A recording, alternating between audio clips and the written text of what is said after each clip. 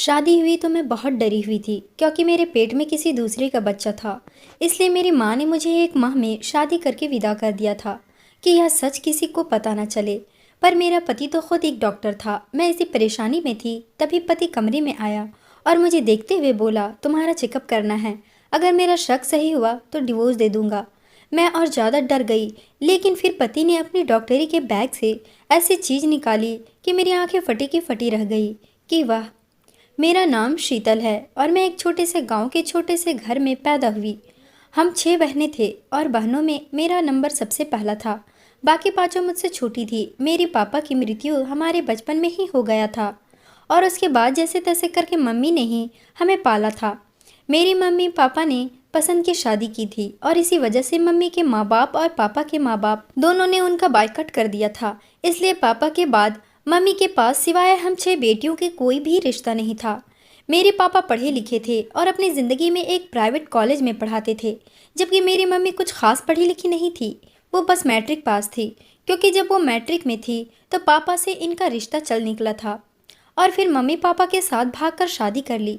और फिर शादी के 1 साल बाद मैं पैदा हुई तो मम्मी घर और मुझ में मशरूफ़ हो गई और यूँ पढ़ाई हमेशा के लिए छूट गई। मम्मी ने एक बार अपनी पिछली बातें बताया था कि उनका जन्म एक जॉइंट फैमिली में हुआ था, जहाँ चाचा, बड़े पापा और उनकी पत्नी, बच्चे सब एक साथ रहते थे और उनकी फैमिली में लड़कों और लड़कियों को बराबर ट्रीट किया जाता था और हर एक को अपनी जात के लिए पूरी आज़ादी दी गई थी।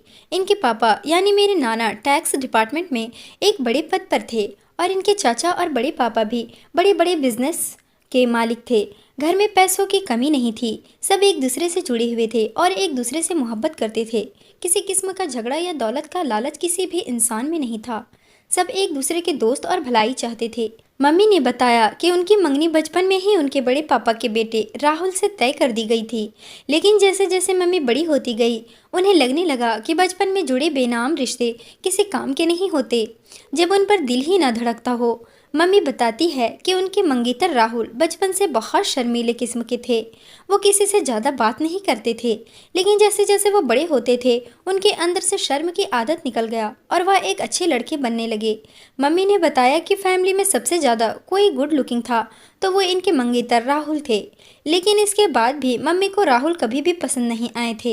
इनके घर का माहौल भी अच्छा था और फिर दोस्तों ने राहुल का नाम लेकर इतना छेड़ा कि उन्हें छोटी क्लास में ही पता चल गया कि वो उनके मंगेतर है। और फिर धीरे धीरे जब मम्मी और राहुल दोनों बड़े होते गए तो मम्मी को पता चला कि बचपन की मंगनी सिर्फ मंगनी तक ही नहीं है, बल्कि राहुल उनको पसंद करता है।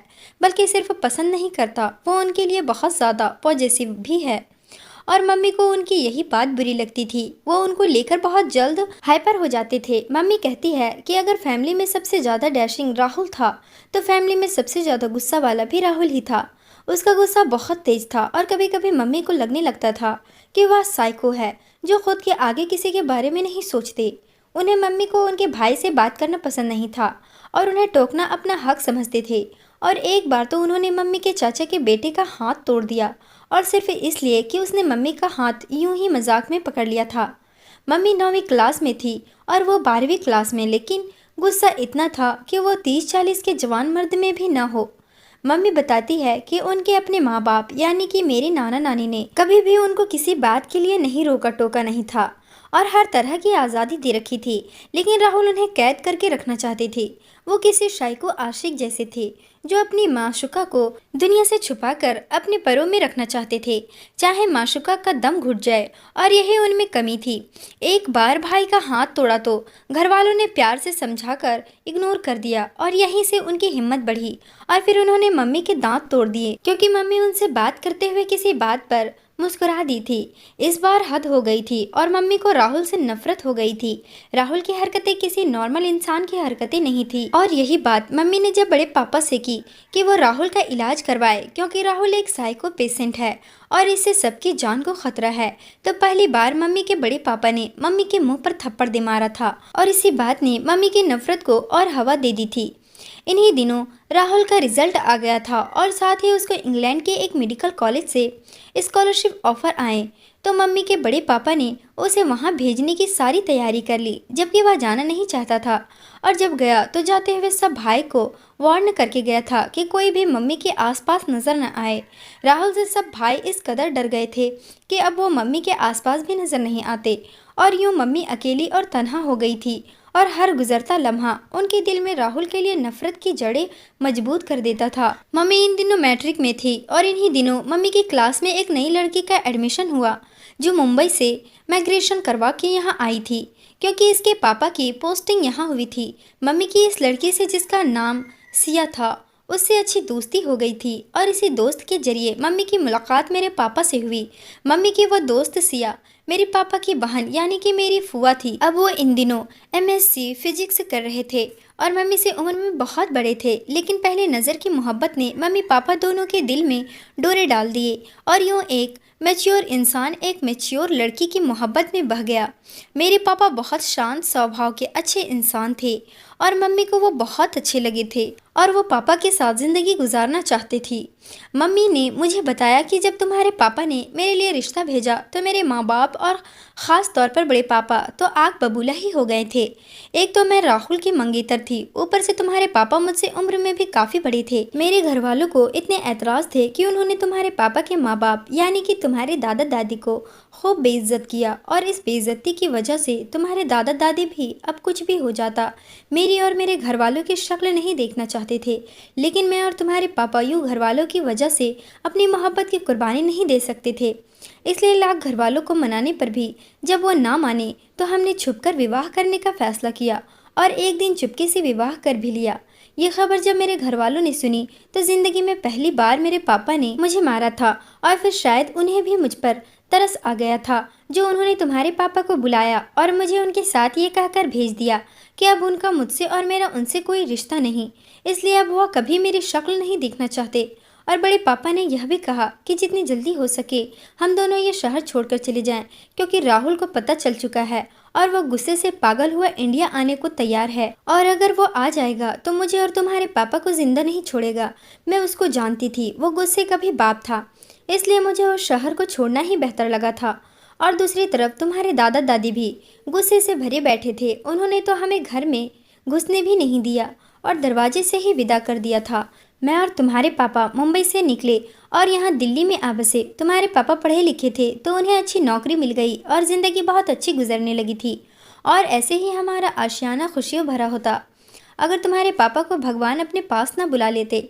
मैं उनकी बड़ी और समझदार बेटी थी और वह अपनी हर बात और दुख मुझसे यूँ बांट लिया करते थे जैसे हम दोनों सहेलियाँ हों।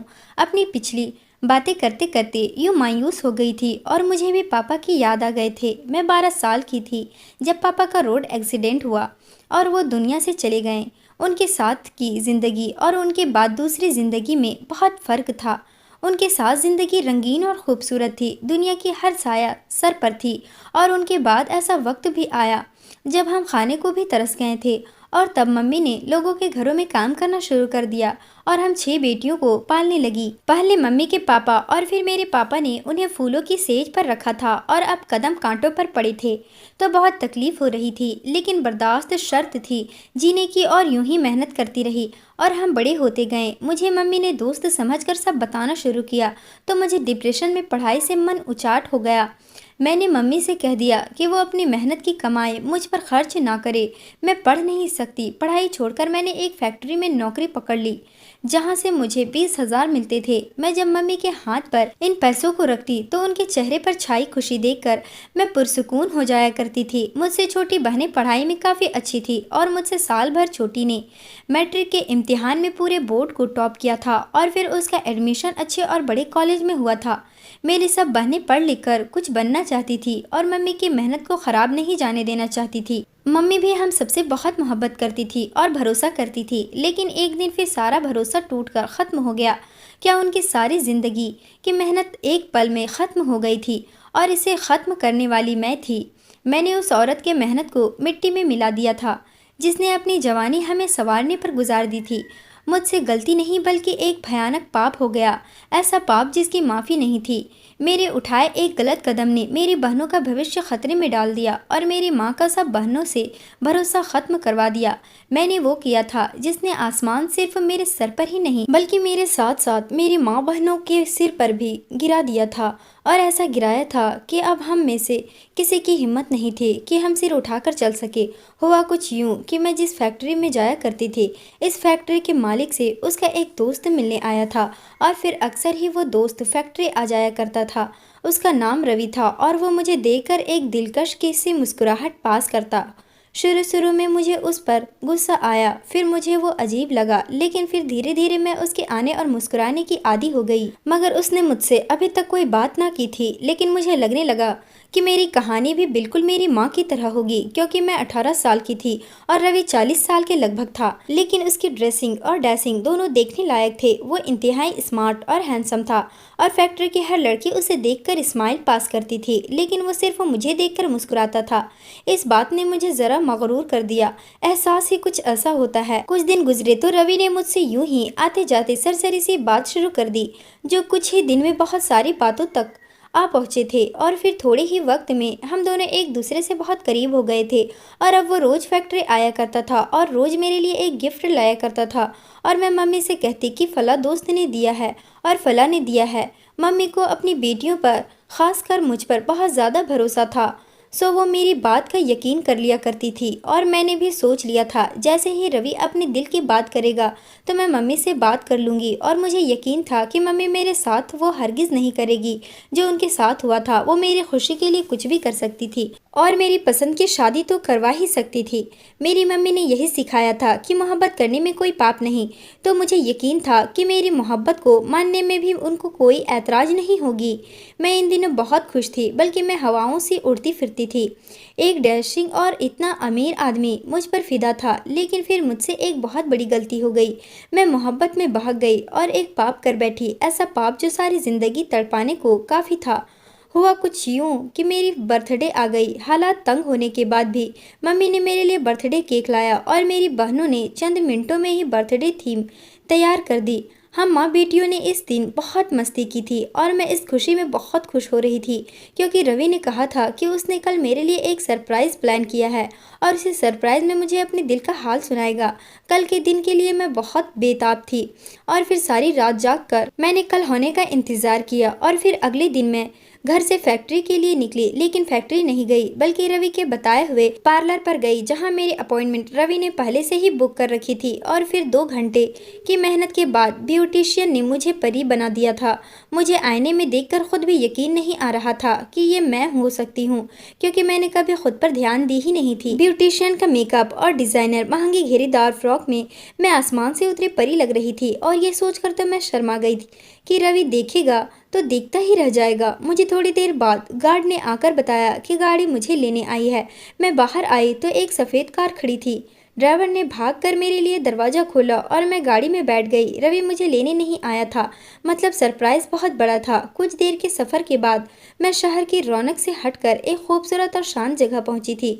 सामने ही खूबसूरत फार्म हाउस था, और फार्म हाउस के अंदर जाती सीढ़ियों पर फूल ही फूल थे। मैं इतना खुश थी कि मैं सब कुछ भूल चुकी थी, और याद था तो सिर्फ रवि मुझे इतना स्पेशल फील करवाकर उसने मेरे दिल में अपने लिए मोहब्बत और बढ़ा दी थी। मैं फूलों से ढके रास्ते से होती फार्म हाउस में दाखिल हुई तो फार्म हाउस की सजावट देखकर दंग रह गई। मेरी फ्रॉक पर्पल रंग के थे और सारी फूल भी पर्पल ही थी, और यहाँ तक कि रवि ने भी पर्पल 3 पीस सूट पहन रखा था। ये सारी तैयारी मेरी सालगिरह के लिए थी, और एक बहुत ही खूबसूरत केक मंगाया था जिस पर मेरे जैसी पर्पल फ्रॉक पहने गुड़िया बनी हुई थी। मैंने रवि के साथ मिलकर केक काटा। रवि ने गिफ्ट में मुझे डायमंड का सेट दिया, और इतना महंगा गिफ्ट इंसान उसी को देता है जिसे वो मोहब्बत करता है। गिफ्ट के बाद एक और गिफ्ट था। जब रवि ने मुझसे मोहब्बत का इजहार करना था, वो मेरा हाथ पकड़े मुझे एक कमरे में ले आया जो अंधेरे में डूबा हुआ था। और फिर जैसे ही रवि ने लाइट जलाई कि मेरी आंखें हैरत से फटी की फटी रह गई, क्योंकि उस कमरे में कोई ऐसी जगह न थी जहाँ मेरी फ़ोटो ना हो। हर तरफ मैं ही मैं थी। और फिर रवि ने घुटनों पर बैठकर मुझसे अपनी मोहब्बत का इजहार किया था और मैं खुशी के मारे कुछ बोल भी ना पा रही थी। रवि ने मेरी उंगली पर अंगूठी पहनाई और मुझे जोर से अपने साथ लगा लिया था। मैं उसकी पनाहों में बहुत खुश थी। रवि ने मोहब्बत से एक कदम आगे का सफ़र किया और मेरी फ्रॉक का बाजू थोड़ा सा नीचे कर दिया। मैं उसकी इतनी मोहब्बत देखकर खुशी से मदहोश हो चुकी थी। इस मदहोशी में क्या क्या हो गया, मुझे होश ही ना रहा था। इस दिन रवि ने मोहब्बत से आगे की हद पार की और मैंने उसका पूरा पूरा साथ दिया था। और जब मुझे मदहोशी कम हुई तो मैंने खुद को बेड पर रवि की पनाहों में पाया था और मैं इन सब के बिना थी। तो मतलब ये था, मैं बहुत बड़ी गलती कर बैठी थी जिसका मुझे एहसास हुआ था। लेकिन रवि ने यह कहकर तसल्ली दिला दी कि वैसे भी हम दोनों बहुत जल्द शादी करने वाले हैं, तो इतना चलता है। मैंने रवि की बेपनाह मोहब्बत देखी थी, इसलिए मैं खामोश हो गई थी। लेकिन इसके बाद बार बार मैं और रवि ये पाप करते रहे थे और रवि मुझे बार बार तसल्ली देता था और अब वह शादी की बात को भी टालने लगा था। मुझे महसूस हो रहा था कि उसे मेरी करीबी के सिवा मुझ में कोई दिलचस्पी नहीं है। और तभी एक दिन अचानक से मेरी तबीयत ख़राब हो गई तो मैं डॉक्टर के पास गई। डॉक्टर ने मेरा चेकअप करने के बाद जो बात मुझे बताई उसने मेरे पैरों तले से ज़मीन निकाल दी थी।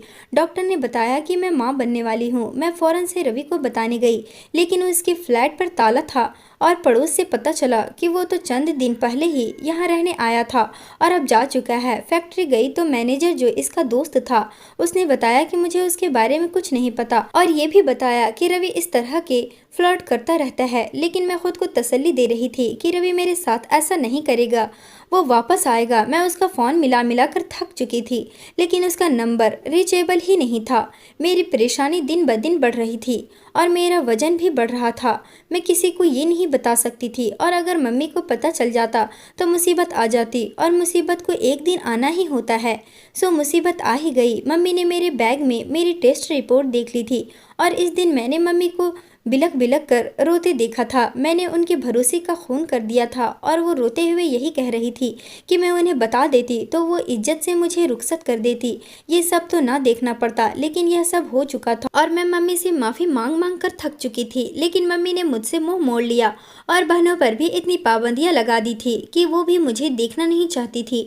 मम्मी ने पाप की पोटली यानी कि मुझे ठिकाने लगाने का सोचा और रिश्ते वाली फुआ को रिश्ता लाने को कहा, चाहे किसी अंधे लंगड़े लूल्हे का ही क्यों न हो। और फुआ मेरे लिए रिश्ता भी ले आई जिसे मम्मी ने बिना जांचे परखे और बिना लड़के को देखे हाँ कह दी थी।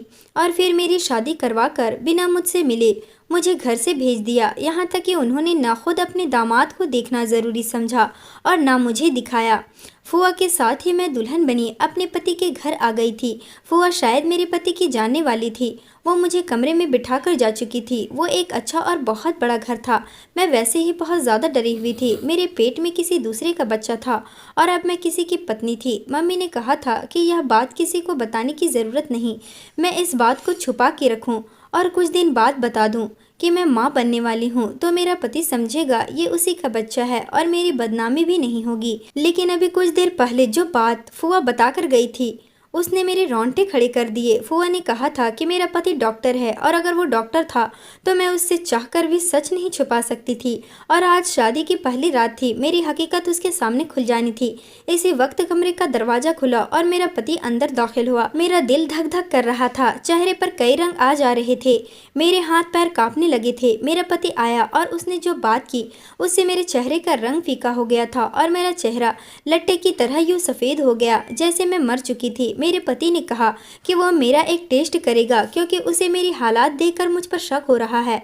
वो जैसे जैसे जल्दी जल्दी में शादी हुई तो कोई पागल भी समझ सकता है कि जरूर कुछ गड़बड़ है, इसलिए वो मेरा टेस्ट करेगा और जैसा वह समझ रहा है अगर वह ठीक हुआ तो वह मुझे डिवोर्स दे देगा। मुझे कुछ समझ नहीं आ रही थी कि मैं करूँ तो क्या करूँ। मैं बुरी तरह से फंस चुकी थी। मुझे शिद्दत से अपनी दूसरी बड़ी गलती का एहसास हुआ जो मैंने शादी करके की थी। मुझे शादी करनी ही नहीं चाहिए थी। इससे अच्छा था कि मैं जहर खा लेती और फिर सबके लिए सब कुछ ठीक हो जाता। लेकिन अब सब कुछ खराब होने वाला था क्योंकि जैसे ही वो टेस्ट करता मेरा भांडा फूट जाता और फिर वो मेरे साथ क्या करता ये भी मैं नहीं जानती थी। मैं डर से खुद में सिमटी बेड पर बैठी थी। मेरा पति अलमारी से अपना डॉक्टरी का बैग निकाल कर लाया। मेरे दिल की धड़कने की रफ्तार तेज हो गई थी और मैं जान चुकी थी कि आज मुझे मौत और बदनामी से कोई नहीं बचा सकता, क्योंकि यहाँ मुझे डिवोर्स होती और फिर सीधा मुझे ज़िंदगी को अलविदा कह देना था, क्योंकि इसके सिवा कोई और चारा था ही नहीं। मेरे पति ने अपना डॉक्टरी का बैग मेरे सामने बेड पर रखा और फिर उसे खोलकर सबसे पहले जो चीज़ उसने निकाली उसे देखकर मेरी आंखें हैरत से फटी की फटी रह गई, क्योंकि वो तो मेरी और रवि की फ़ोटो थी, और वो भी ऐसे वक्त का जब मैं रवि के धोखे को मोहब्बत समझकर बह गई थी और ख़ुद को उसके हवाले कर दिया था। मेरे पति ने वो फ़ोटो मेरे सामने फेंकी और फिर बैग से कुछ निकालने लगा, और कुछ देर बाद उसने बैग से चमड़े की तरह की कोई चीज़ निकाली और अपने चेहरे पर पहन ली, और फिर तो मेरे पैरों तले से ज़मीन निकल गई, क्योंकि मेरे सामने रवि नहीं खड़ा था, बल्कि वह रवि का मुखौटा था जो मेरे पति ने अपने चेहरे पर लगाया था। उसने रवि के चेहरे वाला मास्क उतारा और ज़ोर से हंस पड़ा, और फिर जब उसने मुझे अपना नाम बताया तो मेरे ऊपर एक और बम गिरा। उसका नाम राहुल था, डॉक्टर राहुल। वो मम्मी का मंगेतर था जिसने मम्मी से बदला लेने का यह तरीका निकाला था। वो सब अपना कारनामा बता रहा था कि कैसे उसने मेरी मम्मी को ढूंढते इतने साल लगा दिए, और जब उसने मुझे देखा तो मुझ में मेरी मम्मी की आदत नजर आई, और फिर कुछ दिन में सब कुछ उसे पता चल गया, और तब उसने ये खेल खेला। इंसानी शक्ल का एक मास्क उसने बनवाया और वो पहनकर वो मुझे धोखा दे रहा था, ताकि मेरी माँ वैसे ही तकलीफ से तड़पे जैसे मेरी माँ के भाग जाने के बाद वह तड़पा था और उन्हें ढूंढता रहा था। और फिर उसने मेरा इस्तेमाल किया, और क्या ही घिनौना तरीके से मुझे इस्तेमाल किया था। मम्मी ठीक कहती थी, राहुल एक पागल आदमी है, और इस वक्त वो कोई जंगली लग रहा था। वह सच में साइको था और मुझे उससे डर लगने लगा। वो मेरी मम्मी से बदला लेने के लिए ना जाने आज मेरे साथ क्या करता। मैं एक बार फिर से बुरी तरह से फंस चुकी थी। राहुल का मकसद मेरी माँ को मौत से बदतर तकलीफ देना था, और आधा वो मेरे जरिए दे चुका था और बाकी आधी भी मेरे ही जरिए देना चाहता था। उसने अपनी उसी डॉक्टरी के बैग से रिवॉल्वर निकाला और उसमें गोलियां डालने लगा। एक माँ को मौत से भी बदतर तकलीफ उसके औलाद की मौत पर होती है, और वो मुझे मारकर ये तकलीफ मेरी माँ को देना चाहता था। मैं जो कुछ देर पहले खुदकुशी का सोच रही थी, अब मौत को अपने सामने देखकर मेरी टांगें कांपने लगी। मैं खुद को बचाना चाहती थी, लेकिन कैसे बचाती मैं खुद को इस दरिंदे से। लेकिन तभी मेरी नज़र बेड पर साइड पर रखे गुलदस्ते पर पड़ी, और मैंने फौरन वो गुलदस्ता उठाया और उसके सर पर दे मारा। वो चकरा कर फर्श पर गिरा और उसके हाथ से पिस्तौल दूर जा गिरी। उसने मेरे साथ जो कुछ किया था वो माफ़ करने के काबिल नहीं था, और इससे पहले कि वो उठ खड़ा होता मैंने कांपते हाथों से गुलदस्ता वापस उठाया और उसके सर पर मार मार कर कचूमर बना दिया। इसके बाद मैं खौफ से चीखने लगी थी और दरवाज़ा खोलकर बाहर भागी, मगर लहंगे में फंसकर धड़ाम से सीढ़ियों से नीचे गिरी थी। मेरा पूरा शरीर दर्द से चूर हो गया था, और मुझे महसूस हुआ कि मेरा बच्चा पेट में ही सांस लेना छोड़ चुका है। और उसके बाद मैं होश खो बैठी। मुझे होश आया तो मैं हॉस्पिटल में थी और मेरे पास मेरी माँ थी। मुझे अपना शरीर हल्का फुल्का सा महसूस हुआ तो मेरी आंख से बहुत आंसू निकले थे। मैं अपना बच्चा खो चुकी थी। मैंने रोते हुए माँ को सारी बात बता दी, और मैंने यही बयान पुलिस को भी दिया था, जो मुझे डॉक्टर राहुल के मौत के इल्ज़ाम में गिरफ्तार करके ले गई थी। माँ ने अपनी जेवरात और घर जो पापा ने लिया था सब बेच दिए, और एक अच्छा वकील की जिसने साबित कर दिया कि मैंने डॉक्टर राहुल का खून सेल्फ डिफेंस में किया है। मुझे खुद को बचाने की ज़रूरत थी, इसलिए मैंने उसे मार दिया और मैं रिहा हो गई। माँ ने मुझे माफ़ कर दिया था और ज़िंदगी को हमने एक बार फिर नए सिरे से शुरू कर दिया था।